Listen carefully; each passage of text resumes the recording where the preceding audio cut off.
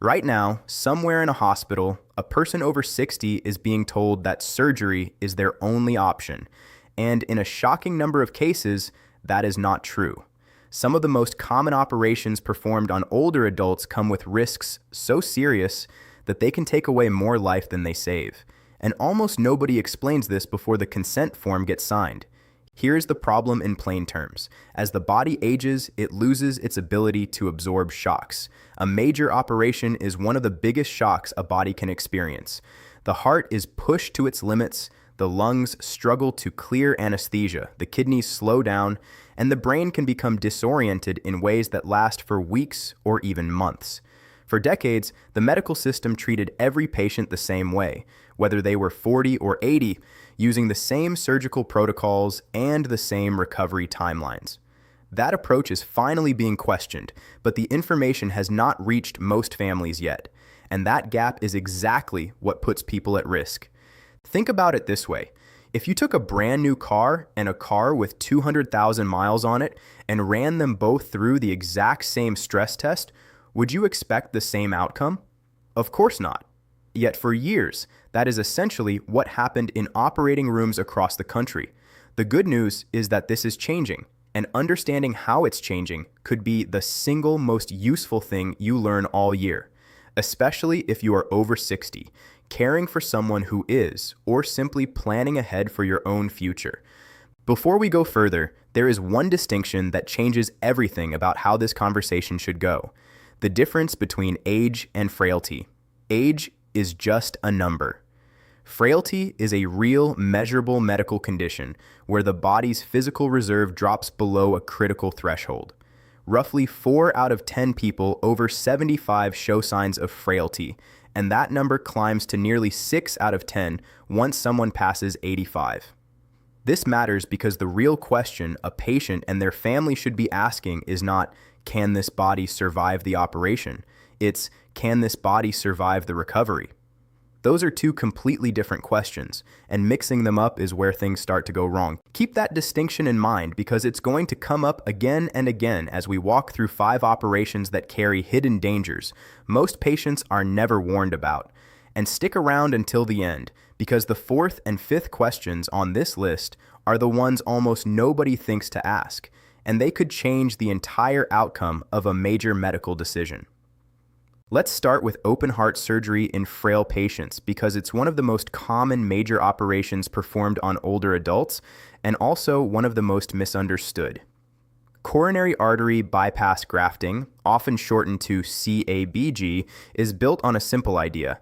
An artery is blocked, so blood flow gets rerouted around it. For the right patient, this procedure genuinely works and can add years of healthy life. But here's the part that rarely gets explained clearly. Traditional open heart surgery requires stopping the heart completely. A machine takes over the job of the heart and lungs for the duration of the operation. For a healthy 60-year-old, this is a manageable, well-tolerated process. For a frail 78-year-old dealing with kidney issues, mild diabetes, or early cognitive decline, that same machine represents a full-scale assault on every organ system at once. Research shows that in frail elderly patients, open heart surgery carries a 30 to 40% risk of major complications, including stroke, kidney failure, prolonged confusion, and extended time on a ventilator.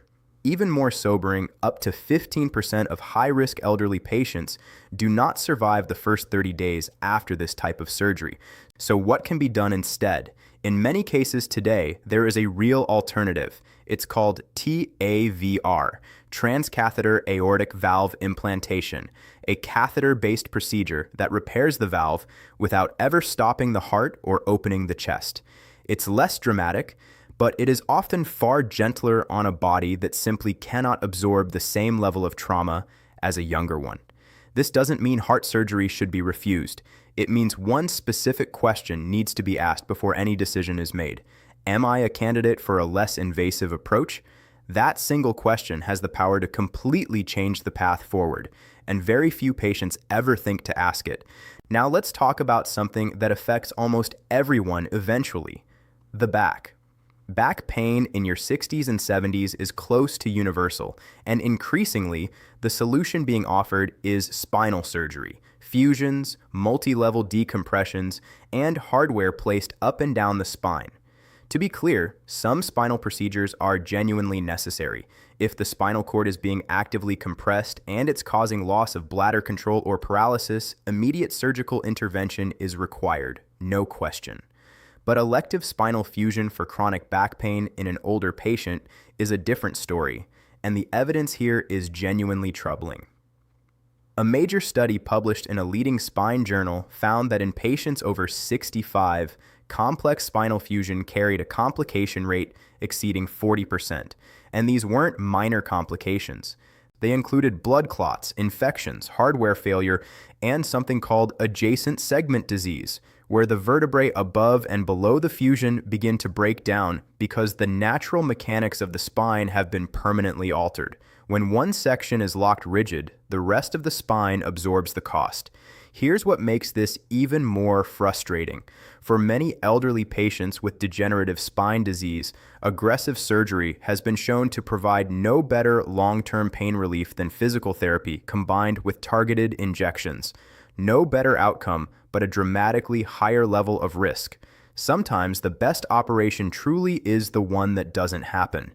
If you or someone you love has ever been told that surgery was the only option for chronic back pain, that claim deserves a second look and a second opinion. The third hidden risk involves major cancer surgeries, and this is one of the hardest topics to discuss honestly, because the instinct when someone hears the word cancer is immediate. Cut it out, remove it, get rid of it as fast as possible. That instinct is completely understandable.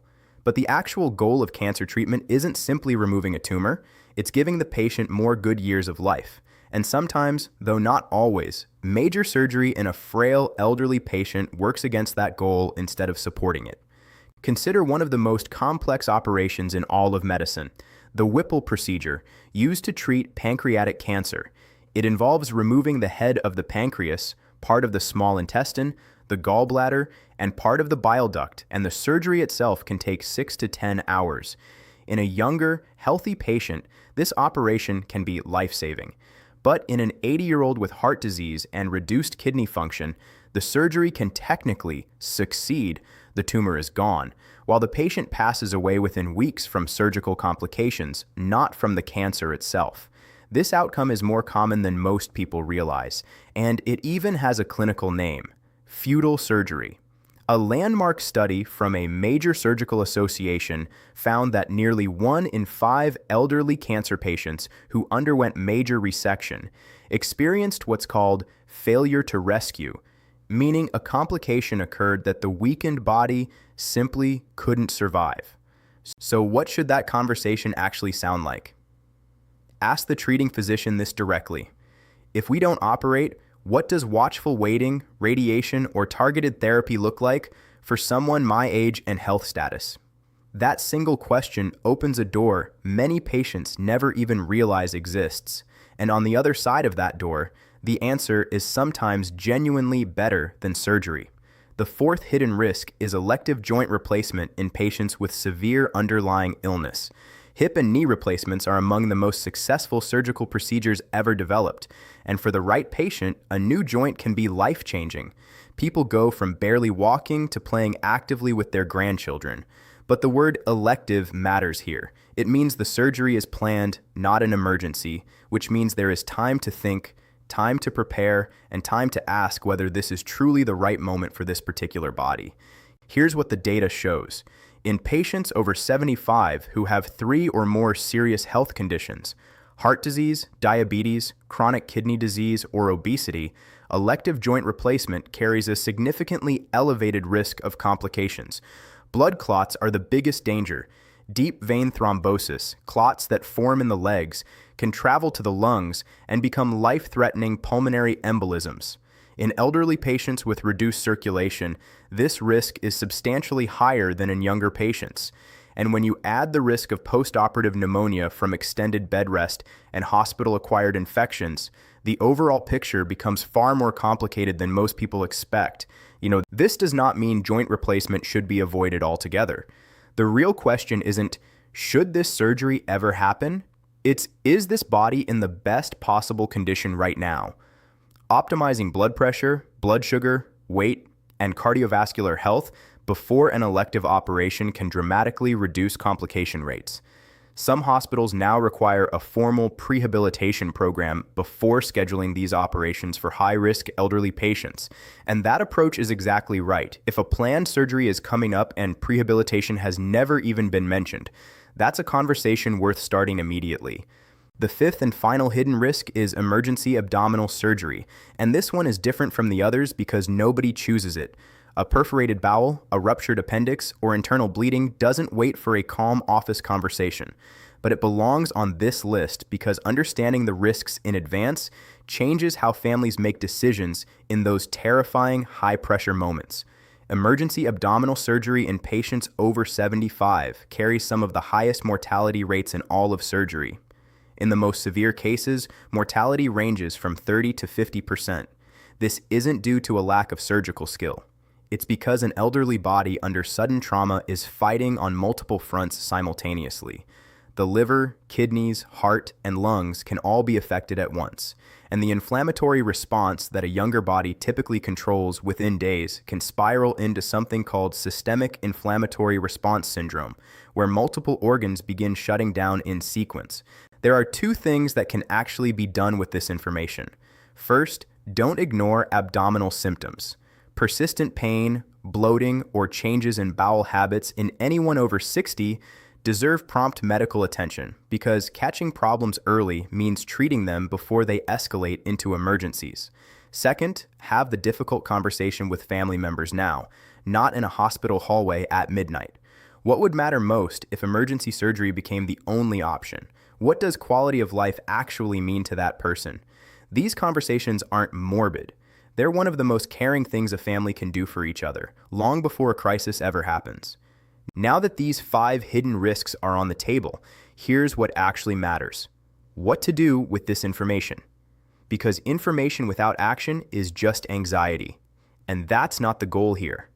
Before any major surgery, planned or recommended, there are 4 essential questions every patient over 60 should ask, and it's worth writing these down. Question 1. What happens if I don't have this surgery? A trustworthy answer will be honest. If nothing urgent changes over the next 6 to 12 months, there is time. Time to think, time to seek a second opinion, time to optimize overall health first. Question 2. Is there a less invasive alternative? Medicine has changed enormously over the last 15 years. Robotic surgery, endoscopic procedures, and catheter-based interventions that didn't exist a decade ago are now widely available. Question 3. What does recovery realistically look like for someone my age and health profile? Not the average patient, this specific person with their heart, their kidneys, their medications, and their living situation. The answer should be specific, not generic. And question 4, the one almost nobody thinks to ask. What is your personal complication rate for this procedure in patients over 70? Surgeons track this information. They know their numbers, and a confident, transparent surgeon will share them without hesitation. If a surgeon seems uncomfortable answering that question, that discomfort is information in itself. There's something else that can change surgical outcomes more than almost anything that happens in the operating room, and it happens 2 to 4 weeks beforehand. It's called prehabilitation, and it's essentially training for an event because that's exactly what surgery is. The body is about to run a marathon while unconscious, and most people spend 0 time preparing for it. In the weeks leading up to surgery, increasing protein intake matters enormously because protein is what the body uses to rebuild tissue, and most people over 60 quietly undereat it. Daily walking, even something as simple as a walk around the block, builds the strength needed to get moving again quickly afterward, which is exactly what helps prevent blood clots and pneumonia. And for anyone who smokes, stopping even 2 weeks before surgery measurably lowers the risk of wound and lung complications. 2 weeks. That's genuinely all it takes to turn a high-risk patient into something closer to a routine case, and it costs nothing but effort. There's a second conversation almost nobody has, and it can make a real difference. The conversation with the anesthesiologist. Remember that brain fog mentioned earlier, post-operative cognitive dysfunction? There are practical steps that lower the odds of it happening. Requesting a preoperative anesthesia consultation is one of them. Bringing a complete list of every medication and supplement, including the fish oil and the herbal sleep aid, matters because some of these interact with anesthesia in ways that catch people off guard. Asking whether a regional or spinal anesthetic, which numbs only the treated area instead of putting the entire brain under, is an option for a specific procedure is worth doing, since for many hip and knee operations, it genuinely is, and it tends to be gentler on an aging brain. And something that sounds almost too simple to matter, keeping hearing aids or glasses on right up until the moment of anesthesia and getting them back immediately upon waking. Patients who can see and hear clearly when they regain consciousness experience far less confusion. This isn't guesswork. Research on hospital delirium consistently backs it up, and it costs nothing. The third piece is the part everyone forgets until they're living through it: the recovery setup at home. Arranging help before surgery, not after, matters more than people expect. Who is driving home from the hospital? Who is staying for the first few nights? Is the bedroom on the ground floor, or will there be stairs to navigate in the first fragile days? Clearing loose rugs and cords, filling prescriptions in advance, and having a plan already in place means the first 72 hours after returning home go smoothly instead of chaotically. And a body that isn't fighting a fall or a missed medication heals significantly faster. It's also worth knowing the warning signs to watch for in those first days: sudden confusion, a fever, or a leg that becomes swollen, hot, or painful. Any of these call for immediate medical attention, not a wait-and-see approach. And the fourth piece, arguably the most overlooked: get a second opinion. It can feel awkward, like it might offend the original surgeon, but any qualified surgeon expects it and welcomes it, because they would want the same thing for their own family. Bringing scans and records ensures the second physician is reviewing the same complete picture.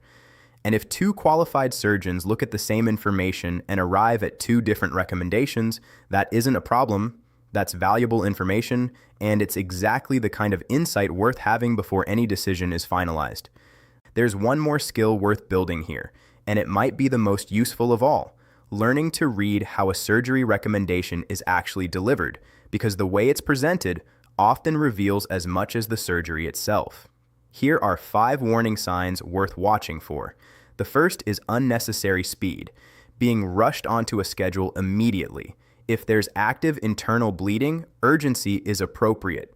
But for a planned elective procedure, genuine urgency is rare, and pressure to decide quickly is almost never about the body. It's about a calendar. The second is being offered a single path, with surgery presented as the only option and nothing else even mentioned.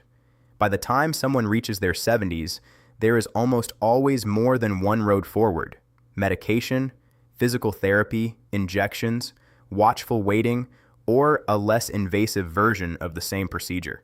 If none of these come up, it's not because they don't exist. It's because nobody put them on the table. The third warning sign, and one people frequently miss, is that the do nothing for now option never gets discussed. Watching carefully and treating conservatively is a completely legitimate medical choice for many conditions in older adults.